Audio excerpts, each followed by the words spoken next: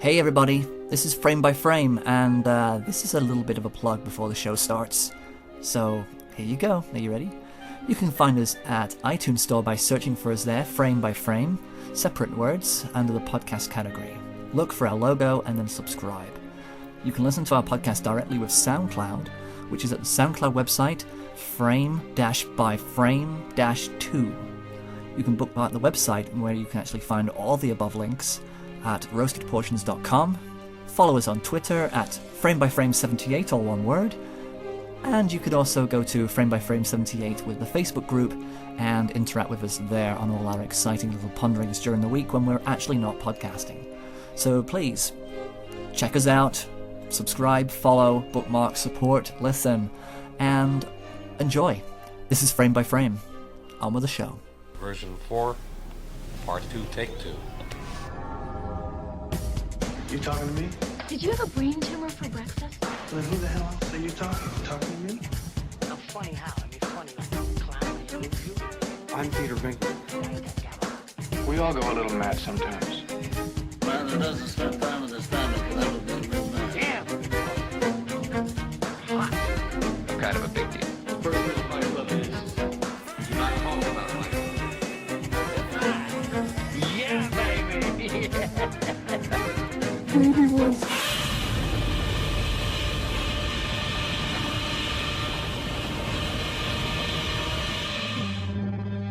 You want answers? I think I'm entitled. You want answers? I want the truth! You can't handle the truth!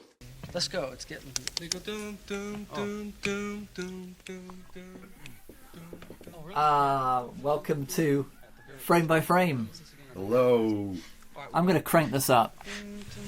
That was for you, punk. That's better. Yeah, I can hear everything. You can hear you, I can hear me. Welcome, Andy. Welcome to the music room. Yeah. Bit of sea blues for you there. Yeah. So, seen anything new this week? I've seen lots of things. I went watching Ant-Man. Did you? Yeah. No, there's a surprise. Yeah, A Marvel film. Yeah. Can you believe it? It's alright. I kind of don't want to watch that one. It's okay. It's okay. It's not great, Yeah. but it's okay. It's kind of like the first Iron Man. Again, it's pretty much that, and you can sort of see the Edgar Wright bits that you think that would have been great. But Edgar Wright, what did he do? What was his? He was supposed to be the director. Supposed to be. Yeah, he was down since 2006 to actually direct Ant-Man. Oh man! But what happened is because his idea of Ant-Man wasn't fitting this expanded universe of what Marvel was setting up. He left the project. Well, then don't ask. You know. Well, yeah, I think he was down to do it until obviously they started to do this huge thing, and then what his idea wasn't quite fitting in with that, so he walked away from the project and he got someone else in to direct it. And they've done it's a decent job. Some really funny bits, but very flat and very kind of like, all right, I've seen it. I'll probably not see it again. Do you kind of get the feeling that these new films by Marvel, they're being made under such tight control because they have to fit into this big giant landscape of a mythos that maybe it's doing a disservice for the quality and the enjoyment of the film and the potential of a film? Maybe, yeah.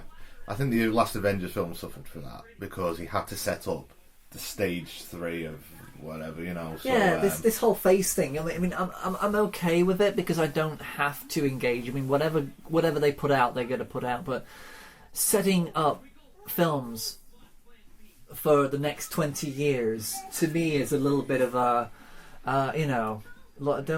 just let things. What if they don't want to do it anymore? You know, why can't you just let things just evolve one film at a time? Yeah, well, there we go. But that's just Marvel's way of just doing something different. It is, but just as a film that I watched, and it was all right. Yeah, it had the bits that worked the best was where they're having, because obviously he goes to the size of an ant. He's minuscule, which is different. And the bits that work best were the parts where they're having this massive subatomic fight, and then you see what it actually looks like. Like there's a scene where the bad guy's about to get run over by a train on the train ship, but it's just Thomas the Tank Engine coming towards him, And he's like, "Ugh," and this looks like this huge thing. And the next thing you see, it's just like this train set just falls over.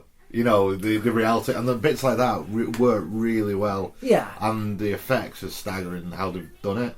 But it just seems like they set up the character of Ant-Man. Was it really Thomas as well? Was it Thomas the Tank Engine? It was Thomas the Tank Engine. Oh, brilliant. Because Well, that's okay. That's so Edgar Wright. I can still see that was his idea. Yeah. And it's just not the film it could have been if he had directed it. I think that's what. Yeah. That's what's upsetting. But you know, there we are. It's the way it is. Eh? I mean, at least Thomas got in there, because that makes me happy as well. That our culture is kind of influencing a little bit of Marvel. He has this. He has these weapons where he can chuck it at something and it makes it go huge, or he has these other ones he chucks it and it makes it go small. And while this bad guy is dead small, he's trying to throw something at it to make him huge so he can attack him. And he hits Alice him. Yeah, and he hits the toy Thomas, and it just blows up and goes huge and just smashes through the house, and he's just got this huge Thomas the Tank Engine smashed outside the house with the highs just bobbing back to forth. It's really funny. It's really well done and funny. And maybe that's there's a possibility that Marvel could start pushing towards doing children's superhero movies with Thomas the Tank Engine, Noddy. Imagine the potential of Peppa Pig and. But I tell you what, there's another. I don't know why I'm talking. It's okay. I'm getting you off it. Are you getting me off it? I'm getting you. No. I'm pulling you away from a train wreck. I'm pulling you off away from. No. I watched another film. What's that? Yeah, at the cinema. You did. Love and Mercy. Ladies and gentlemen, the Beach Boys. If everybody had a nose across the USA. Get around, I get around, yeah, get around, round, I get around. I'm going to make the greatest album ever made. Got all kinds of new ideas, new sounds, new instruments. I may not always love you. You can't just do whatever you want, Brian. I got different stuff inside me. I gotta get it out. You should know Brian is a very sick man. If you should ever leave me, well, life will still go on, believe me. Sing what's in your soul. Nothing to me, so what good would living do me? You need to find a way to get back to yourself. God only knows what I'd be with. So yeah, we watched a film called Love and Mercy, which is the Brian Wilson. Yes, taking biopic. the. And this deals with two very different parts of his life. One part being the 60s when he had this creative explosion, when he was writing Pet Sounds, and then the other part is when he meets his soon-to-be wife Melinda, when he's under the grips of this therapist called Eugene Landy. So Brian Wilson is he's a brother. He had two brothers, Dennis and Carl, and growing up, he was under the iron fist of a very strict father. Yeah, he wanted him to join the military, wanted him to be... and he used to, like, the brothers got beat quite often. Brian is deaf in one ear because his dad beat him so hard that he lost hearing in one ear. Wow, I didn't know that. Yeah. Wow. And so if you think about the music he made... Yeah. With one ear... that's like Van Gogh, that's kind of like the thing that the family always had was singing. So Brian would listen to like the Four Freshmen and things like that, work out the harmonies and teach it to the family, and they'd all sing, and that's where it all come from. So his mum and dad went on holiday and gave him some money to live on while they were away. They used that money to buy instruments and started a band with a friend Al Jardine. Two brothers, his two brothers and his friend Al Jardine and his cousin Mike Love. And they wrote music and were lucky enough to be a hit. And they started the Beach Boys. Yeah.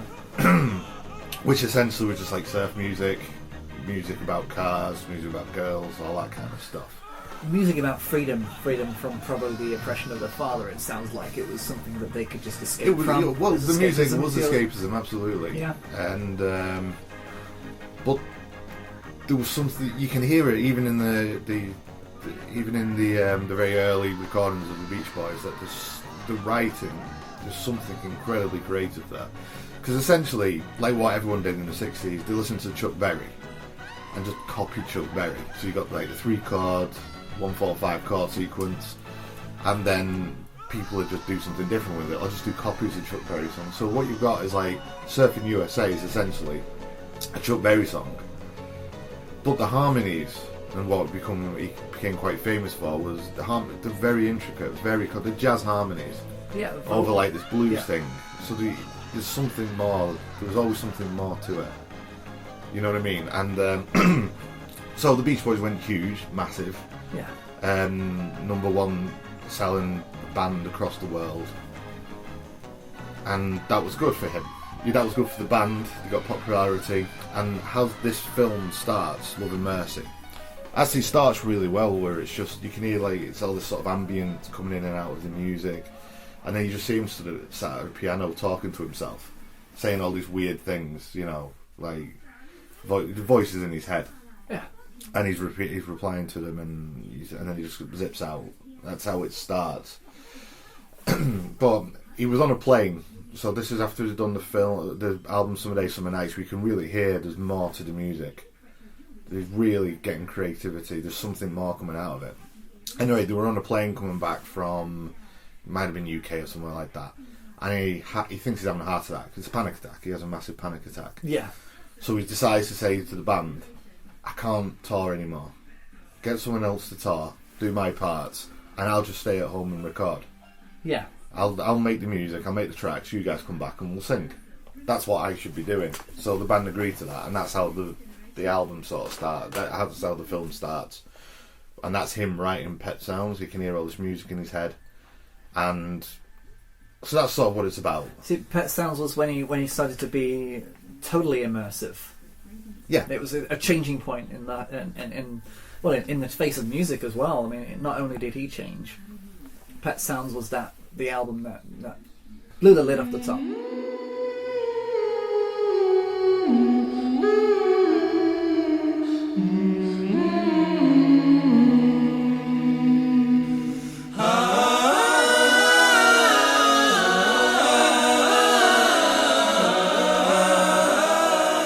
Yeah. Blew the lid off the top. So Yeah. Get my... Well, the thing is, it's the album.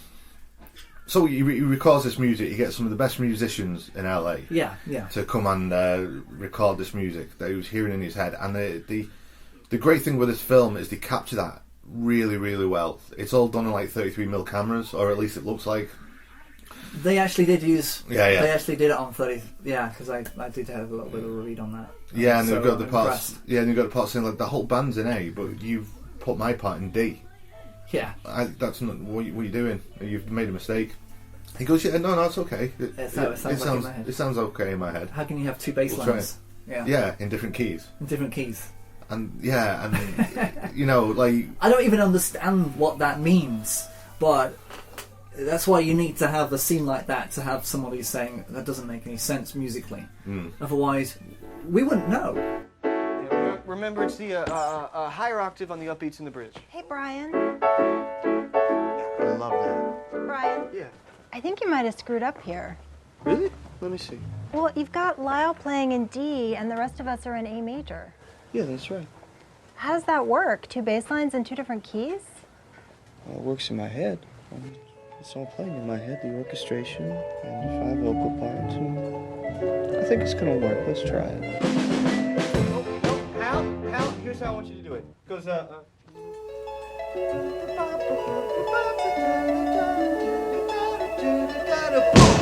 Wouldn't it be nice if we were older, then we wouldn't have to wait so long?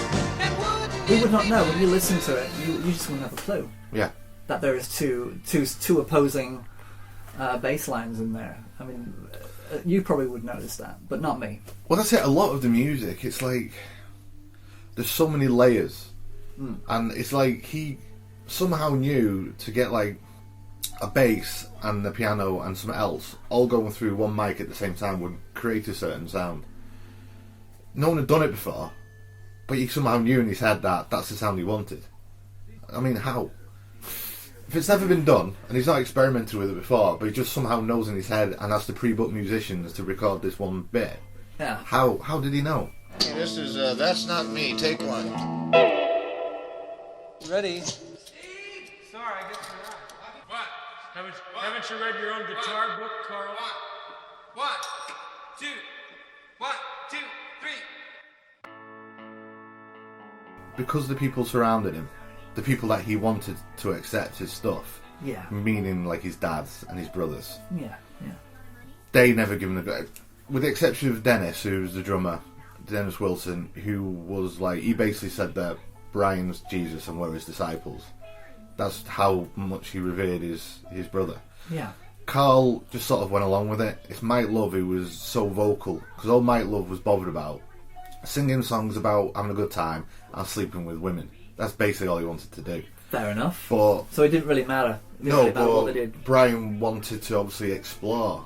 Yeah. He wanted to really create and do something different. Yes. And that's what he said to him when they went off and taught. He said, I promise you I will write the best album that's ever been made. Just trust me. And he did what he did. You know, like Rolling Stone, it was voted the best album ever, Pet Sounds. And the Beatles were apparently... they went to a recording session. Brian actually invited the Beatles to a recording session. Well, yeah, because Pet Sounds. Yeah, well, a lot spoken about the rivalry between them. Yeah, but it wasn't really a rivalry. There's a media frenzy that was. Just yeah. It's like selling records. It's like Brian heard Rubber Soul, and then he heard, because that album works as an album, not just specific songs. Great song, workable song, great song, workable song. But he heard that and said the whole album is just a good album. It works as a whole. Yes. We were told about this group from England called the Beatles. Have you heard Rubber Soul, man? Yeah, I've heard it. Oh, I want to do an album like this, where the whole thing's like gas. So I'm going to do that. So that's what we did with Pet Sounds, as an album that works as a full album. Every single song in Pet Sounds, though, it kind of sounds like a part of a story, part of one song. Yeah, you could literally play the whole album and not know where the seams are. I think of Pet Sounds in my head, then I think of Sgt. Pepper's, and I think, gosh, that's not... Those two albums aren't very alike at all, only in that they're very creative. They must have picked up on the creativity of Pet Sounds, not the sound. It's actually very clever, just on any level. If you approach it from a writer's point of view, it's very cleverly written. The harmonic structures are very, very clever. If you approach it from an arranger's point of view, the kind of instruments he's got on there, sort of an oscillator, a harpsichord, it's got some crazy stuff on there. Well, I remember I combined an organ with the guitar, and what a sound. It really worked great. We got them so that they were absolutely enhancing each other. It was like a miracle, a miraculous process.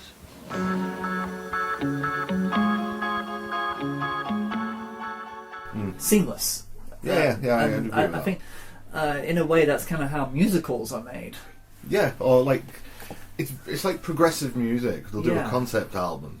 Yes. And the whole album, there's like no beginning or end. The whole album's just one story, like you're saying there. Yeah. It's almost like that. It's kind of like that, and it is an astonishing feat. It really is. Yeah, and the techniques that they had to use. Like, I mean, the harmonies wouldn't multi-track like we do it now. They're all just stood around a microphone. Yes. One microphone and sang. And that's the difference. I think that's probably why people don't appreciate it.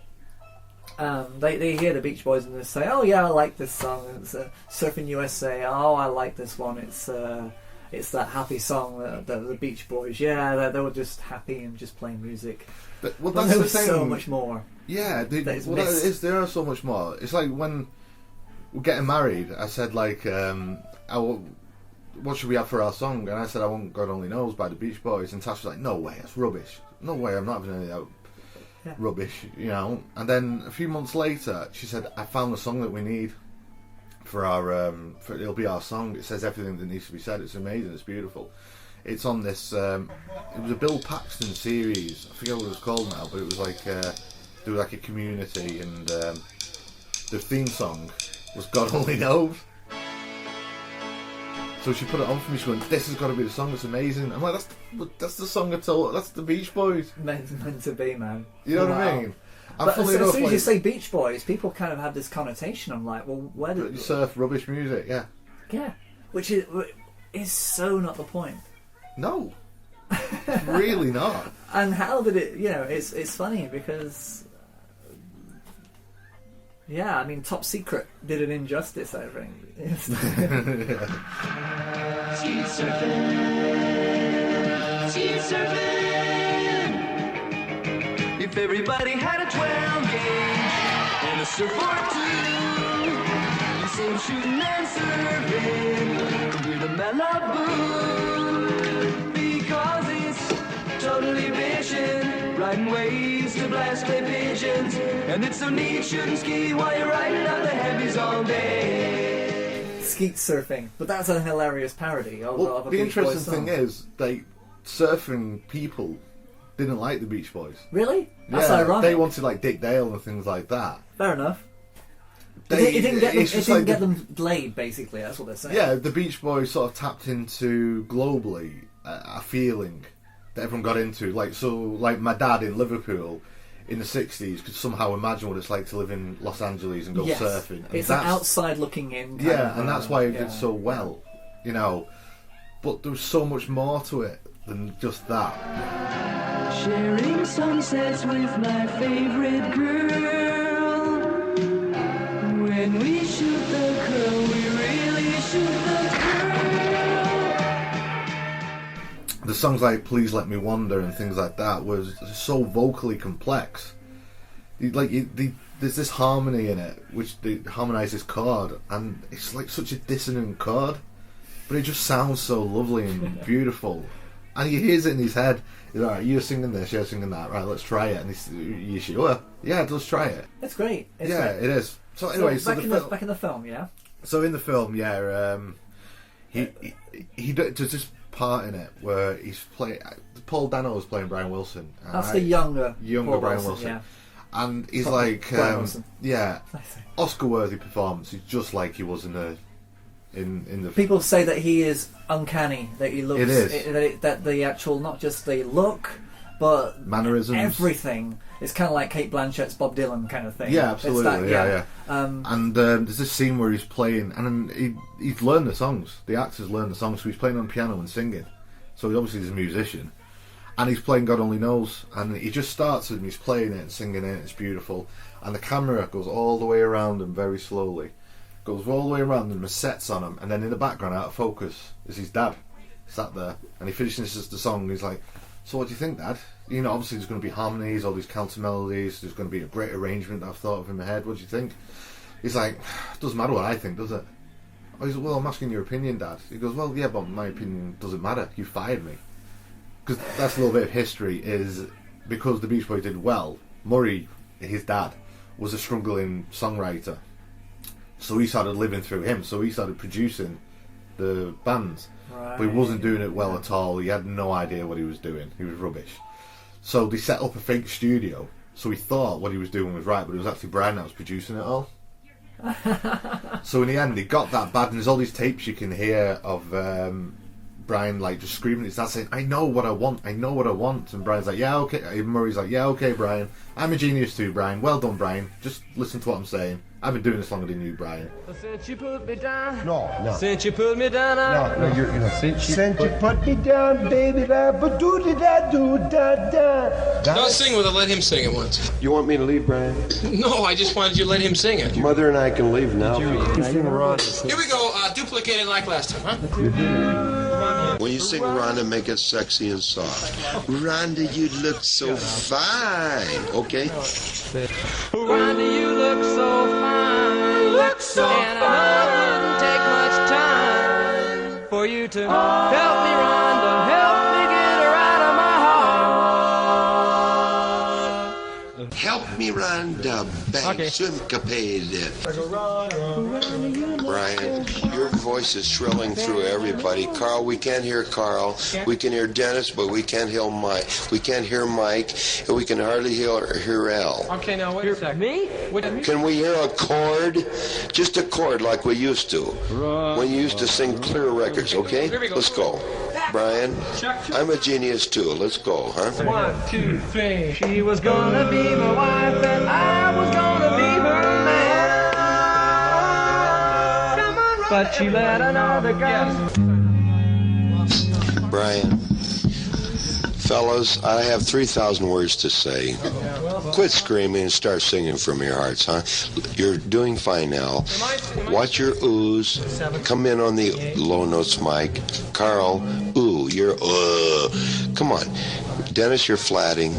Okay, Mike, you're flatting on your high notes. Let's go. Let's roll. So you're big stars. Let's fight, huh? Let's fight for success. Okay, let's go. Okay, fellas, you got any guts? Let's hear it.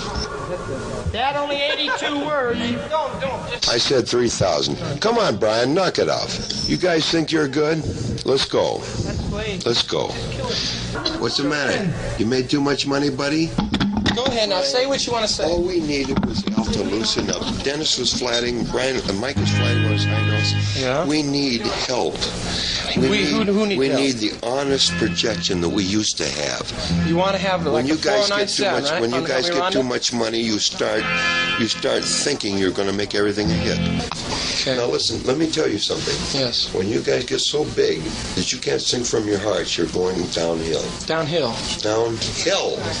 So Al was too loud, but we wanted to make him sing with confidence. He needs it. That doesn't make him sing with confidence. He can't hear you turn the knob. Well, I've protected you for 22 years, but I can't go on if you're not going to listen to an intelligent man.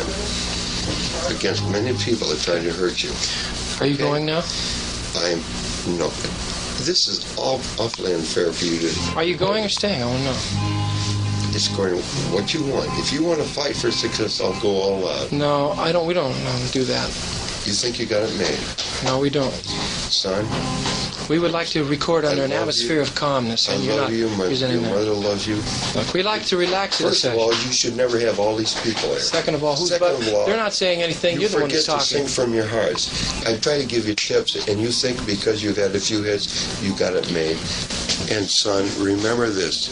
You always have to fight for success because it comes from your heart. Success never comes from a phony singing for money. You have to sing from your heart. Go tell Johnny Rivers that. I don't care who you tell. Dale, Capitol Records, anybody. You sing from your heart because you can't compete with the brains that are trying to hurt you. Okay. Please remember that you can only... I'm sorry, I can't talk anymore. You can only fight from the bottom of your hearts. When you forget to sing from your heart, you do it, but the other guys are coasting. Why don't you go tell Dennis that? Or who's not singing for it? Who's not singing? The guys are coasting. Chuck and I used to make one hit after another in 30 minutes. You guys take 5 hours to do it. Times are changing. You know why? Because you guys think you have an image. Times are changing. Don't ever forget. Times are changing. And Brian, because he's frustrated because he knows. Yeah. I can relate to that. Yeah, but his dad never gave him the confidence he wanted, and I think in some respects we're jealous because he had this amazing genius, and his dad was jealous of his own brother, his own son. So anyway, he's like, "What do you think?" And he's like saying, "Well, it's just a bit depressing, isn't it?" And he's like, "Well, is it what?" And he's like, "It just sounds like a suicide song. Why would anybody ever suicide note?" That was that God Only Knows? God Only Knows, yeah. He said, "It just sounds like a suicide note. Why would anyone ever want to listen to that? And why would you have a song with God in the title? It's ridiculous." And so it's different. It's not. Yeah. It's such a heartbreaking story because it's one of the greatest songs ever made. It's Paul McCartney's favourite song. Yeah. And it's beautiful, but to play that song to him, then not give him the confidence to want to go on with it. I'm a genius too. Let's go, huh? 1, 2, 3. There's that, and he was undiagnosed as having a mental illness. Yes. He had that to contend with. He heard voices in his head since it was 1963. Since 1963, he had people talking in his head to him. Okay. So he's got that to contend with. He's writing this amazing music they can hear in his head. He just wants to get out. Yeah. But the people who matters to him most never supported him. No.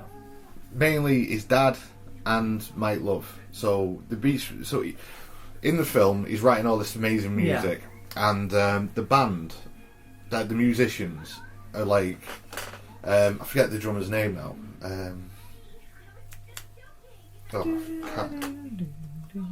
What's his name? Anyway, it's alright.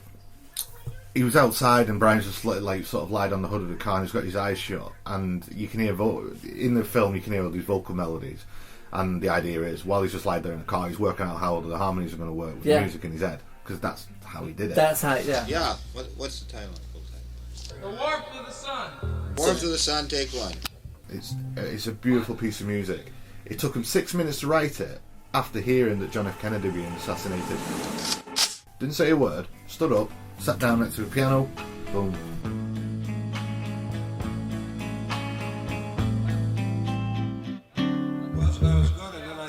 Oh, I'm sorry, I should have seen you. No. Sit up straight, Carl, and you can play. You're laying down. Warmth, take four. Well, it's a beautiful song, isn't it? It is. And you can sort of hear the heartbreak in it. Impossible to play on the piano. I can't get it right. I find because it's just a typical. It's like your major to your relative minor, so it's like C, D, D, D, A minor, D, D, D, to F, to G, E flat. So it sort of goes with this normal, very normal rock and roll type. Nothing generic song. About it. Well, there is It up starts, until yeah. you've got the C. There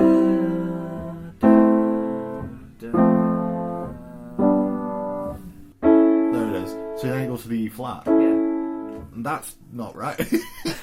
That's not in the key of C. You don't have an E flat in there, and that's his brain just thinking outside the box. You're hearing constantly. it. You're not playing it. You're hearing it, and that's the difference. Yeah. It's what you have in your head is it's the same as writing, same with painting, same with music. I mean, even when I have something in my head and I play it, there's something structurally that's awkward about it, but it sounds right. But just something happens, and then you just go.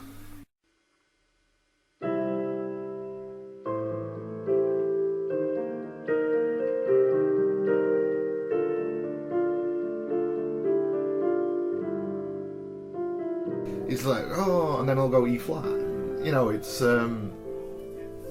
his brain was incredible.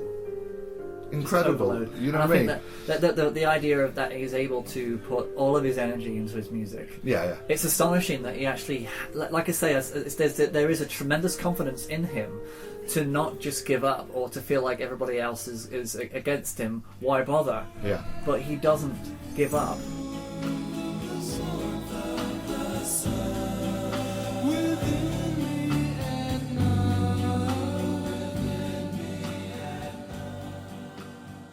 The guitar's out. Yeah, so Warmth of the Sun. So Okay. most people were doing like a C, A minor, then F. So you've heard that a million times, yeah? Yeah. Where he shakes it up, so he's going C, A minor, E flat, C minor, D minor 7, to G, G augmented. Ooh.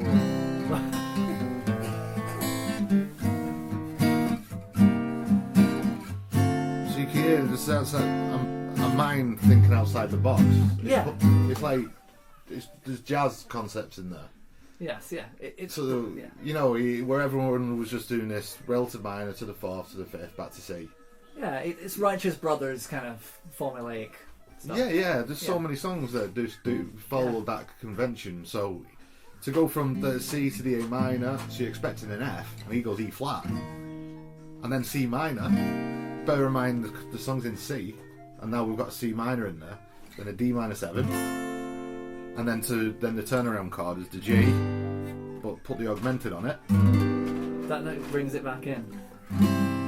beautiful. It's amazing. You know what I mean? And it's all in it. And nobody was doing this, and this is why I think we take it for granted so much. Jazz would do stuff like that. Yeah. But never in a popular music sort of way. Do you know what I mean? Yeah, so yeah. he was like, he had an incredible mind that could just think outside take the box. things that, think outside the box. It's exactly right. You know what I mean? Even the beginning to California Girls, everyone says like, all right, California Girls is more of a... It's still a very jazzy...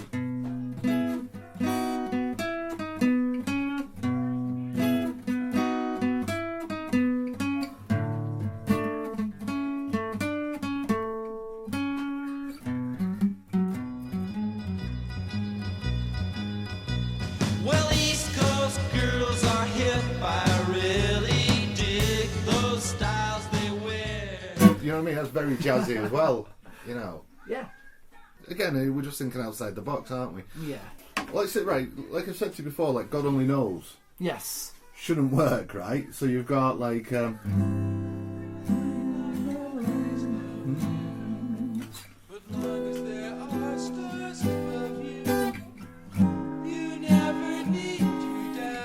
got like a D over G flat. And then you've got this, you know, like diminished chords coming in and stuff, but which usually sound very dissonant. Yeah.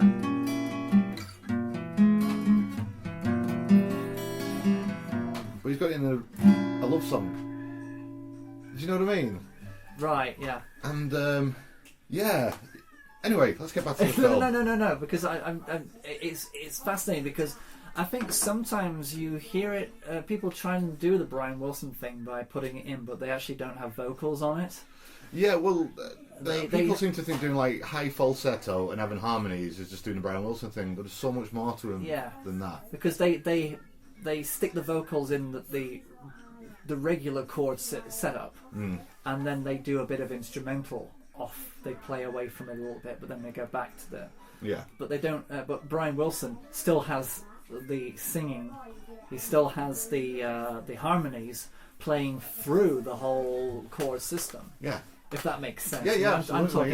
yeah. So where people kind of like think that they're doing a little bit of improvised outside of the regular chord system, he's able to still have the song. Well, exactly. If you listen to the end of God Only Knows, there's so many counter melodies going on. Yeah. So, you know, God only knows what I be with. God only knows what I... God only knows. God only knows what I be with. All going at the same time. But like Queen, where Queen actually did with Bohemian Rhapsody, they kept the singing throughout the whole change. Yeah, well, it was just like Queen, even though the harmonies are quite, are good. Elaborate, but it's not. But it's just a chord. Yeah. Where he's got in later stuff, like when the Smiley era stuff, there's counter melodies going all the time. Like I played your Heroes and Villains last week. Yes. There's there's heroes but in the background there's heroes and villains, and then someone else singing a different line, and all these counter melodies going on. So complex. I stand by that Heroes and Villains is one of the most complicated songs ever made.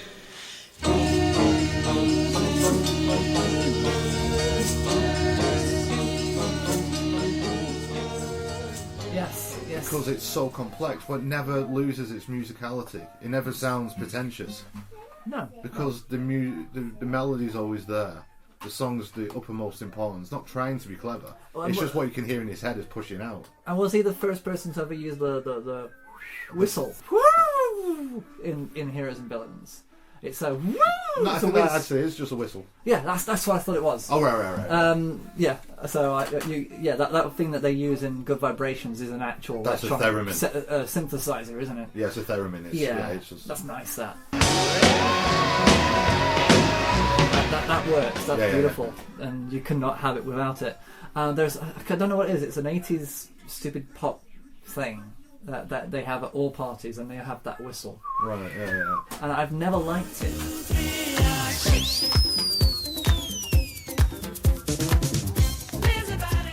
But it's okay in Heroes and Villains. It's not something that just happens for no reason. Yeah. There's a reason for it. Yeah. And I think that it's amazing how if you I don't know what I'm trying to say here, but it's like everything that happened later on tries to emulate Brian Wilson, but never really understands it and thinks that they're doing it, and they end up just throwing stuff in because they think that they heard it in a Brian Wilson Beach Boys song. Yeah. And so he was writing, so he wrote all the music, and the band are blown away with it, and they go about it in the film. Well, it's Hal Blaine, that's the drummer. He's like outside of them saying, we've played with the best, Brian. Played with Frank Sinatra, Elvis, you, blowing our minds. It's because Brian's biggest idol was Phil Spector. He said, you leave him for dust, and Brian's like, no, I can't, no, sort of thing. But he said, we've never known anyone like you. Incredibly to be able to modest. do what you're doing, to just hear this music in your head and just get it out there. So he gets all these tracks down, and then the Beach Boys come back off holiday. Off tour, and they want to hear these new tracks, and the film does it really well. Where it's sort of like it starts subtly, where they're singing the songs and the harmonies, and everyone's like really impressed and enjoying it. But then Mike starts to doubt the lyrics. He's like, "What are you on about?" There's a song called "Hold On to Your Ego," and Mike looked like, "What are you talking about ego for? What are you on about? Who's this about?" And it was speculated that the lyrics were about Mike because his ego's so big and he wants everything to go his way. Yeah. So that's where the cracks start to form. They start saying, why can't we just go back to the way we were? Let's write about surfing. And then Dennis was like, no, surfers don't like our music. Yeah. Brian has made us millionaires. Let's just trust him. Brian was writing about his fear of his ego or something. I think he was writing more about Mike Love's ego. No, he was actually writing. Yeah, and because Mike had always like helped with the lyrics, but now the lyricist for Pet Sounds was Tony Asher, and I think he was probably jealous because he basically just come off tour. And then the album's it's recorded. He just needs them to sing on it. That's all they had to do was sing on it. Yeah. That's all they had to do. So they were left out the loop a bit and a bit jealous, maybe. Yeah. I think most of them didn't really mind, but it was just Mike. Just Mike. Because he's just a big ego. He's a douche. That's what he is. He's a douche. And so that's where the cracks start to form. Yeah. But they basically say to him, "Look, all right, you can have this album. Let's do this album. And if it doesn't work, it doesn't work, and then we'll go back to doing what we do." Right. That, yeah. Okay. While he's trying to record one of the more personal songs and things, a song called "Caroline No," his dad comes into the studio and he's like, "Oh, Brian, your dad's here." And he's like, "Oh, right, okay." So he goes into the booth and his dad plays a band that he's going to manage that sounds just like a rip-off of old Beach Boys. He said, "These are going to be the next big thing, Brian. These are better than you'll ever be." Oh. You know what I mean? Jeez. Yeah. Nasty man. Yeah, my dad wasn't like that. Yeah. Look, no comparison now. Yeah, he's like, so I'm managing these, I'm going to make these the next big thing. While he's trying to record this album, that he said that he's going to be the best album ever made. Adversity, Jesus, the stuff that gets thrown at him. Well, that's the thing. At the end of this film, when I got out, I was depressed. Yeah, I can imagine. Yeah. Because I love his music, I love him. To see what he'd had to go through. Yeah. No one had his back. So anyway, as Pet Sounds come out, it didn't do well. Since it's gone platinum, obviously, you know what I mean. When people like look back at it retrospectively and see it for the masterpiece it is. Yeah. But at the time, in America, people didn't latch onto it, and the British invasion had hit. America was just obsessed with British bands. That's all they wanted, like the Stones and Beatles. Yeah, that was it. So, but in Britain, it did incredibly well. Yeah. And then you got people like Eric Clapton saying, "This is the best album I've ever heard." It's like a cult film. It's like no one liked The Thing. The cult album that nobody liked. Yeah, it's like when The Thing came out, no one really liked it, and then everyone now sees it for the masterpiece it is. It's that kind of thing. Where, like say, UK got it, we got it. Yeah. It's just one of those things. It's like Ruby Wax not doing well in America, coming over to the UK and doing great, but Tracy Ullman didn't do well here. She went over to America and did brilliant. Yeah, exactly. Yeah. It's a similar thing. Yeah. So Mike's then saying, "Look, I don't want to be the guy who says I told you so. Oh. But it's not done well, so let's go back to doing what we But of course, the follow-up what was going to be. Well, the thing to that is, at this point, he was showing signs of being a bit mad. He had like a teepee in the middle of his house, Yeah, They all went in and just smoked pot. Yeah. And then he had famously had a sandbox with a piano in it, so he could feel the sand in his feet as he was trying to write. Yeah. And then he just had an idea for a riff. He just sits down at the piano and starts playing it. And he's like, I can't get it out of my head. And Mike Love stands next to him and says, yeah, there's something there, I like it. And that turned into Good Vibrations. Yeah. There's a great scene in the film where they're all in like a pool in his house. And all the Beach Boys are on one side of the pool in the shallow end. And Brian's in the deep end. And he's just sort of drifting there. And he's like, this is when they were writing Smile. And Mike's like saying, what the hell is all these lyrics about? Because it's sort of very weird, ambiguous lyrics, you know. And he said, I'm not singing this. What are you on about? Crow flies over a cornfield. I'm not singing that. It doesn't make any sense. And Van Dyke Parks, who was the lyricist on Smile, was next to him saying, look, it's like an American folk pop music. It's not, doesn't have to make sense. It's as a whole it makes sense. And he's like, no, what are you on about? Who is this guy? Get rid of so. Van Dyke Parks at that point was like walking away. We skipped forward a little bit, but it's a great scene. Where he's good, Van Dyke. Yeah, very clever guy. And he's in the and Brian's just like, come on guys, just get in the deep end with me. It's better in the deep end. And they say, no, we can't stand up. The metaphor is incredible. The metaphor's amazing. Come on. And they're all saying, no, we can't stand up in the deep end. We'll that's stay the whole Brian. point. That's the whole point. You can float and just you learn to float. Great. So great. Or you learn to just sink, sink or swim. But that was the thing, because Pet Sounds didn't do that well. We had this idea for Good Vibrations, so they made Good Vibrations. Yeah. Which is a masterpiece. It's the best song of the Beach Boys ever. I considered really is the. I think it's considered enjoyable. It's not my favourite. I love it, but it's not my favourite. Surf's Up's my favourite. It's the one that it gives you prickles. Oh, it does, absolutely. As soon as they go into the it stops. Frickin' silence goes on forever. It's great. Love it. You get it, man. Silence in music, is underrated, and I think that's. But I understand. Yeah. But that's the biggest single they ever had. Yeah.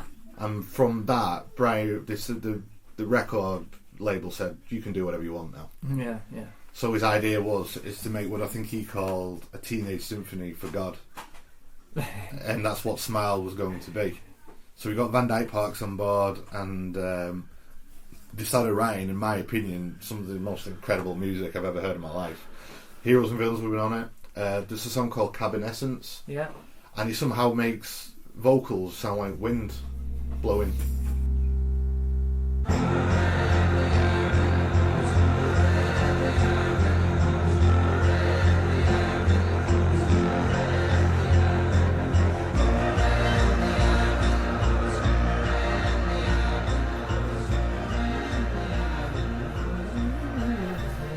Yeah, and I actually think he got the idea for it from just listening to wind blowing. He thought, oh, that'd be great as like a harmony. That's what his harmonies are, though. His harmonies are this organic we'll talk about elements. It's the fifth element of the world. And talk about his counter melodies. In Cabin Essence says, have you seen the Grand Pulley? And then another voice, another voice, and another voice, all working at the same time. And it's just so incredible and beautiful. But I dig your passion, man. Yeah, thanks, man. Dig it. I honestly think, because Surf's Up was on this album, that's my favourite song ever made. I can listen to that and it gives me chills every time. It's just absolutely staggeringly incredible piece of music. Smart. Yeah, and the thing with Surf's Up is just, most of it is just a piano and a voice. It's only at the end where it all really comes up. There's still loads of orchestration in there, but it's still stripped down. That's one of his most personal songs. I'd say so, yeah. And it's just, it's my favourite piece. It's my favourite song. And I just honestly think if Smile would have come out, it would have changed the course of history. That's how much. Out the water, I think it would have changed popular culture's way of thinking. Yeah. I honestly think that's what it would have done. Dove-nested towers, the hour was strike the street, quicksilver moon. Carriage across the fog, two-step to lamplight cellar tune. The laughs come hard in old lang syne. It's hard to say what would have been, but because it was like, it's like Cameron Crowe said when Pet Sounds come out, it was the first time that popular music could be art. Yes. It's not just a bit of fluff to make people happy. It's artistic. It's got expression. It's deep. It's meaningful, and it's still popular music. It's everything, all encompassed. And Smile, because it's so complex. Yeah. And people were thinking he was losing it because like there was a part in it called Mrs. O'Leary's Cow. Yes. And the fire segment, because he has this like element suite which is about. It's about earth, then it's about fire, then it's about water. And he actually had flames and candles and things on fire. He was burning, and he had everyone wearing fire hats, and he was running around the studio with smoke. A building down the corner apparently caught fire on that night that they were doing it. Yeah, and he was thinking he was somehow responsible for it, because he was writing the piece. It was spiritually somehow. Spiritually, yeah. Incredible that. Yeah, he was a spiritual guy, but around this point, because the musicians were into it, and all his friends who were like part of that sort of scene were like, this is incredible, Brian, this is amazing, but the people he wanted were the people who were actually going to be singing it on the album. They just couldn't get on board with it. I think they just feels too separate from everything. I think it was the fact that he was burning so bright and they felt they were just being left behind. Yeah. But he wanted them to come along for the ride. Come along and, feel it. Do it with me. They all wanted their own... But in the end, they thought he was just losing it. He couldn't get on board with it anymore, so... They're doing well. Yeah, she's great. So, in the end, the way I always thought it is Brian just said, right, forget it, I'm not doing it, and shelving the project. Yeah. But the way the film sort of says is the Beach Boys said, well, you're not doing it, we're not putting this album out, it's too complex, we're going to put out a similar... easier version of it that they call Smiley Smile, which was just segments of Smile that they sort of glossed over with their own... sort of butchered, really. Yeah. And they put that out, and that album didn't do very well at all. And there's a scene in the film... Smiley Smile, I mean... Yeah. There's a scene in the film where he's looking at all the tracks. He's got all the tapes in front of him, all the tracks, like Heroes and Villains, take 1, vocal arrangement, take 2, all that. He's just looking at it. And his dad comes into the studio and saying, I just knew you'd never be able to do it. You go, in 5 years' time, no one will know your name. No one will know who the Beach Boys are because you didn't listen to me. By the way, I've sold all the rights to the Beach Boys songs for £750,000 to some company. I forget the company now. He's like, you've done what? He's like, I've sold all the rights to your songs for £750,000. He says, those are my songs. That's my life. He said, no. He goes, I've sold them. You let me go. Your own dad, you let me go. You fired me. So that's what he actually did. He sold the rights to his own songs. How could he have done that? Because there must have been a legal thing where he actually had control of because he was managing them for so long. Well, maybe this Brian didn't. Not everybody has that business sense, able to control their own material. And obviously, his dad kept that to himself. Yeah. But at that point, then he sort of just retreated from life. Yeah. He spent 3 years in bed. He didn't get out of bed for 3 years. Who can blame him? But I think there was times where, because there were songs that came out. There's one called "Till I Die," which is a heartbreaking song, but it's incredible. It's still an incredible piece of music. So the spark was there if it ever wanted to come out, if you get what I mean. And there was times where like he was listening to the Beach Boys recording something in the studio. I think they moved the studio to his house just to try and get him involved with it, because they didn't have anything. Yeah, it was all Brian. They lost it because they needed it was all him. And in fact, what was it?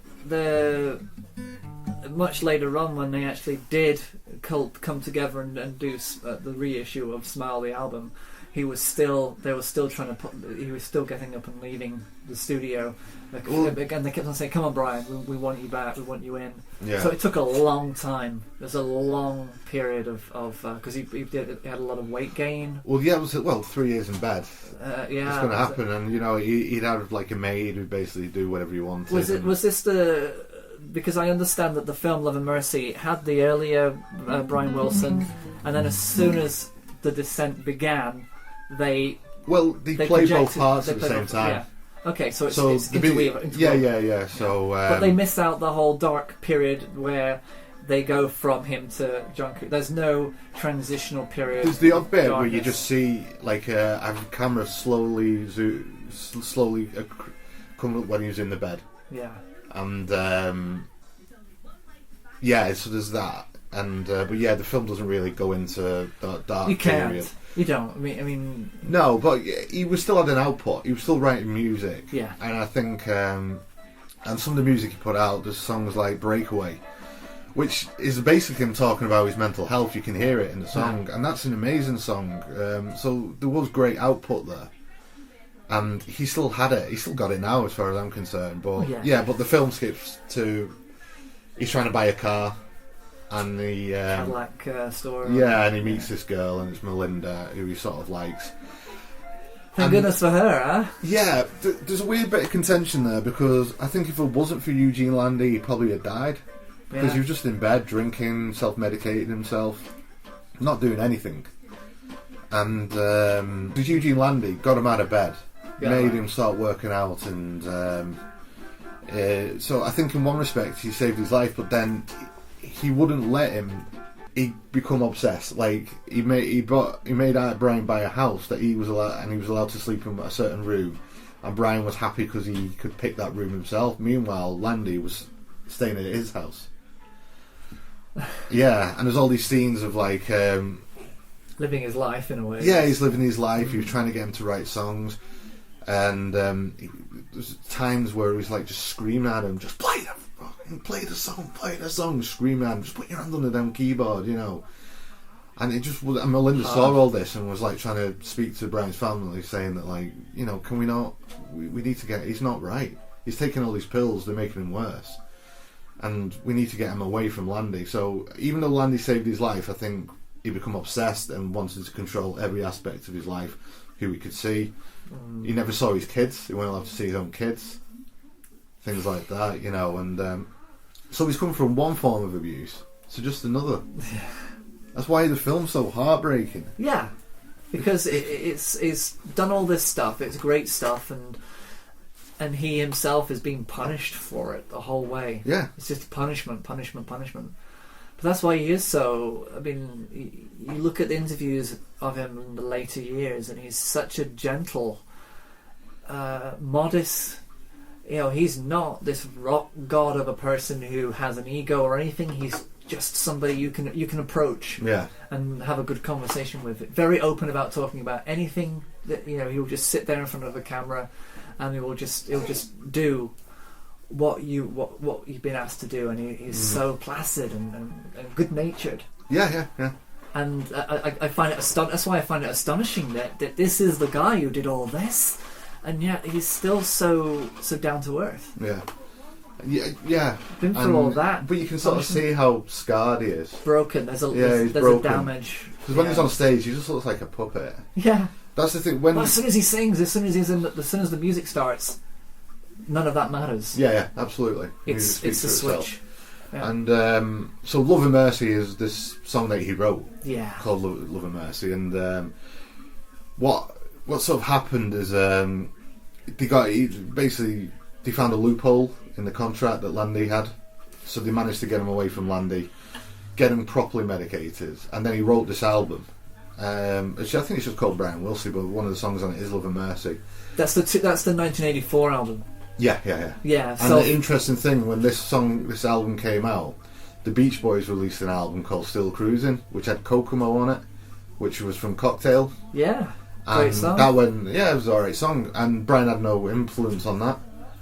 But that song went number one because of, obviously, it was linked with Kokomo, and Mike Love was like, "Oh well, Brian puts his arty album out, doesn't do as well as ours, we go straight to number one." Even then, they're still trying to put the dagger in. But that's probably because previous reputation put them on number one, not the song.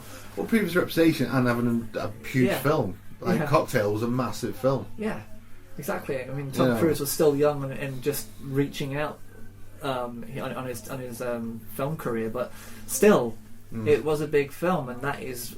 It belongs to that film, you know. But to sort of put in later also, on, Top Secret was out that year as well. That was also another thing because they had a lot of the Beach Boys was featured pretty much along their whole album. Right. And Okay. Nick Rivers, the character, sang Beach Boys songs, throughout the whole film. So that was probably also an influence on the success of that album. One of my favourite things I read somewhere was they went to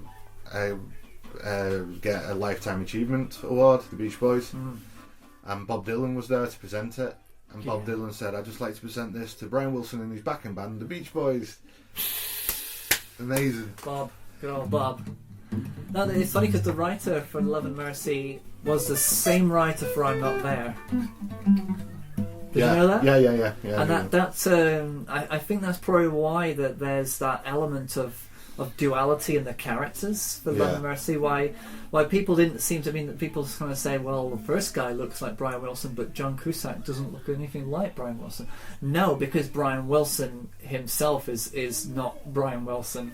No, he's not. That's exactly right. So John Cusack is kind of it's an outward portrayal of what Brian Wilson was. What I sort of like about it is and that's the same with I'm Not There, which every Yeah. every single facet of Bob Dylan's personality is reflected by through a different actor.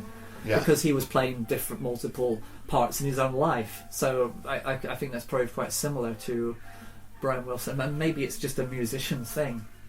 Musicians have a kind of a... They live double lives in a way, a lot of them. Yeah, I suppose. Yeah, more so than actors. I mean, Yeah, actors play many lives. Musicians kind of have that facade and that or that broken side. The stuff that's in the 80s doesn't work as well as the 60s stuff.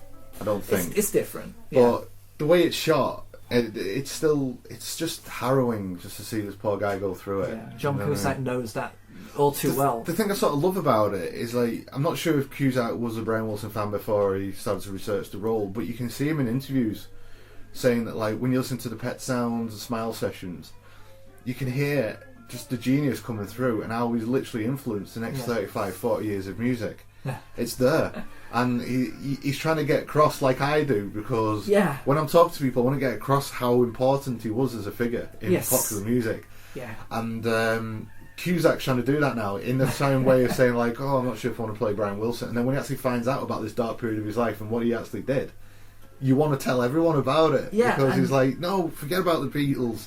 This is where it started. This is what drives me crazy too. I mean, the idea that all of this and what people have in the back of their minds is surf music, and they think that what they're hearing is not complex, that it's just, oh, I hear the vocals, they're the Beach Boys. Okay, that's all they need to know. That it's like, oh, that's a song, that was that song, I know that song, that's a popular song. They don't know anything about the technicality of it. They don't understand the double bass line thing, the conflict of chords, the conflict of his life. They don't see any of that. They just see the music. And that's why I think afterwards, after watching this documentary on Smile, and you watching Love and Mercy and you talking so much about this, that it hit me. What we have now in the music industry, in the current state of the music industry, is completely ignorant of everything that's happened before. Yeah. That nobody's actually reaching into this and saying, I want to be able to do something different. I want to be able to make a new sound, just like Brian Wilson did in the 60s and the 70s. I want to be able to elevate music to a different level. But no. They've dumbed it down so much that none of it seems to matter anymore. Yeah, the 60s was all about coming together. Yes. And celebration.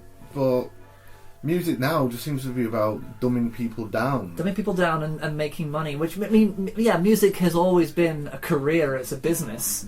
The industry has always been a business from minstrels, of course, yeah. But it's the art is missing. There is no art in the music anymore. That early very stuff, few. the money was inconsequential to him. It was he wanted to get the music out. That's what was important.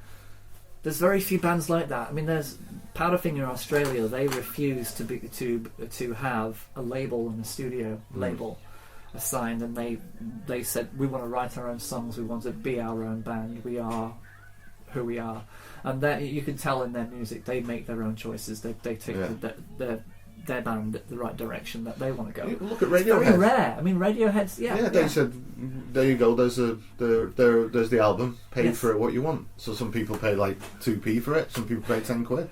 but as long as you pay a little bit, you get the album for free. They're thinking of doing this with concerts now. There's a band that do that say, well, we're gonna change the way music is paid for, and basically you come. She's entertaining him perfectly. Oh, awesome. Yeah, you come, you listen to the band, and before you leave, you pay what you think is what you think is worth paying. People do it with comedy on the Fringe in Edinburgh. Yeah. You watch it, and then when you're leaving, you pay what you think it's worth. It's a tip. It's a tip, and you say what you know. And the majority of the time, I'm hoping that people give quite generously, because I think that's one heck of a concept. Yeah.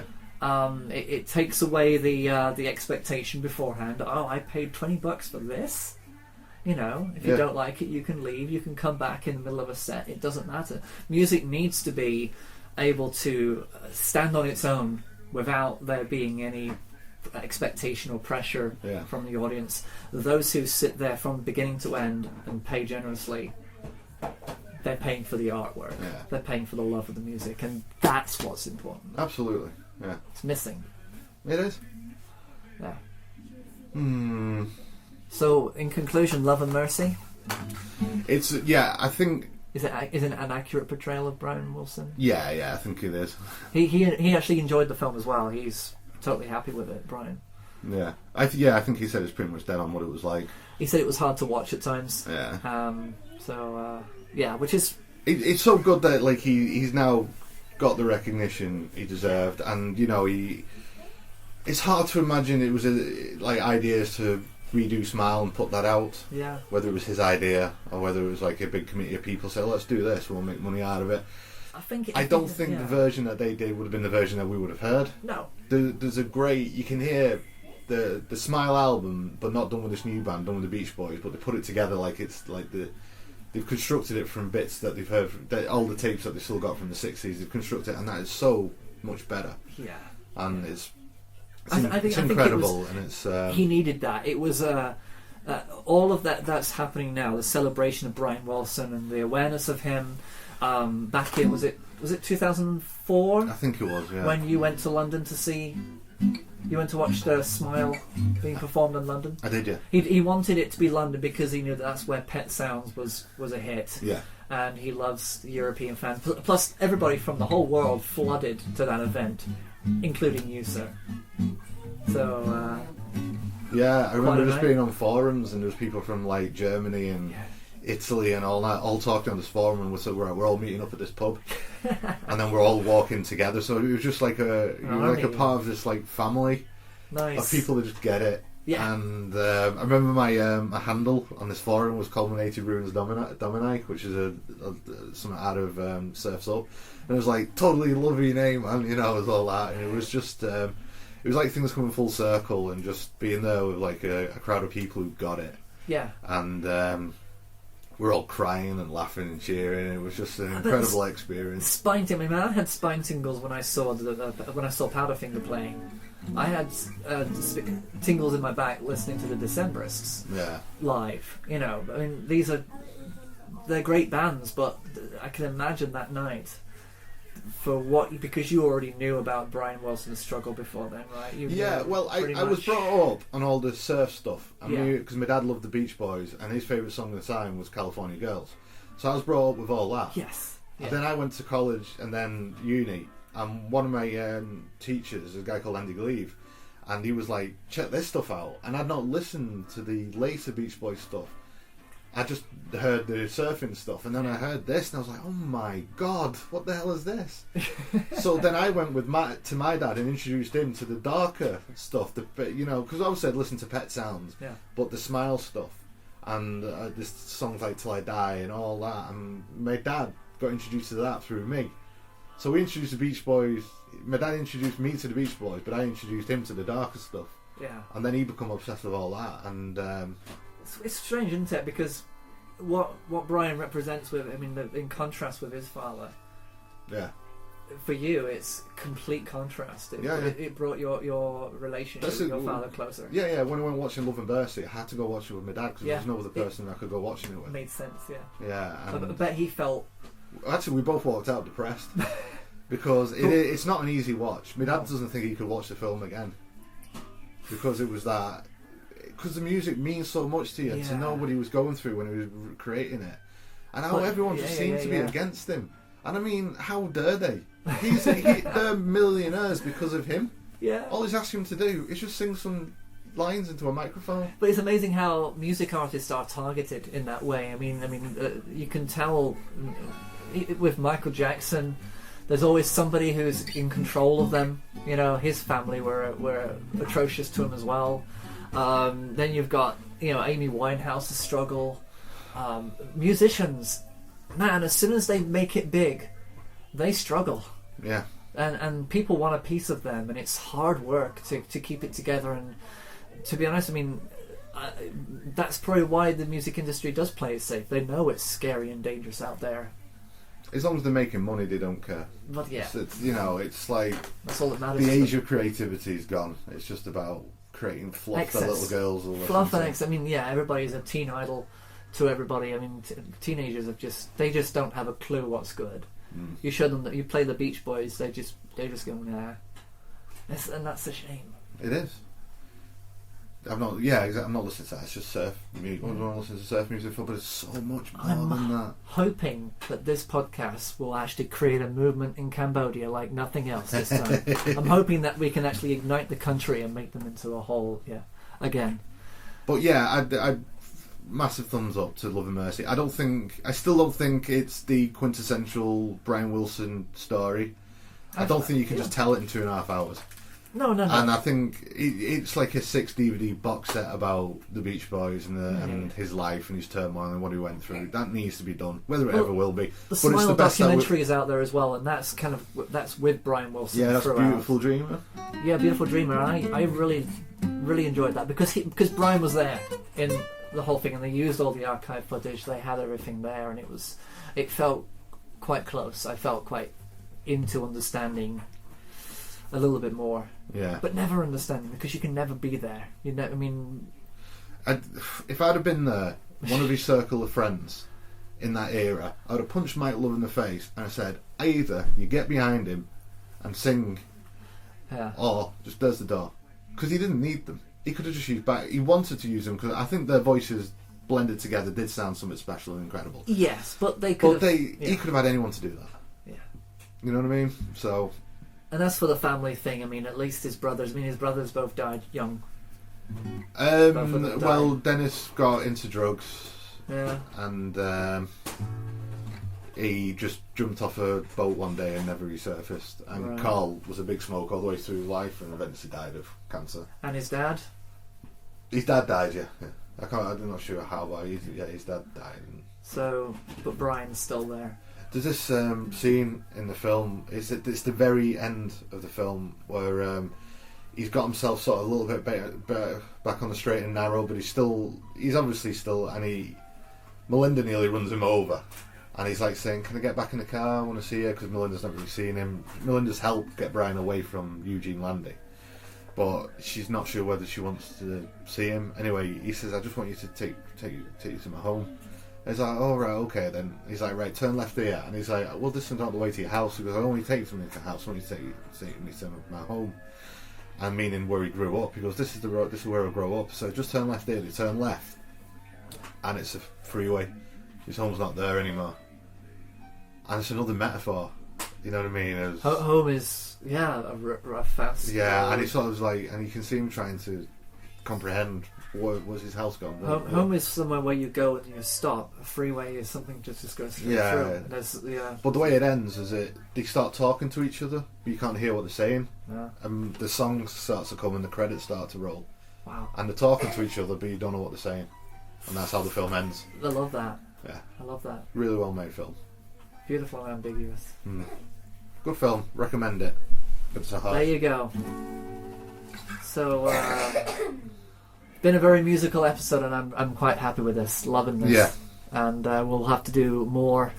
I think when other music biopics, I mean, there's Amy that we want to have a look at. I think we'll definitely talk about that. I'd like to talk about I'm Not There at another time as well, because then once you get down with that, you would be quite interested. I think it's quite an amazing portrayal by Cate Blanchett. So, hello. So this is Andy signing off with a riff in the style of Mark Maron. See you next week. That is easy to do the piano. Easy.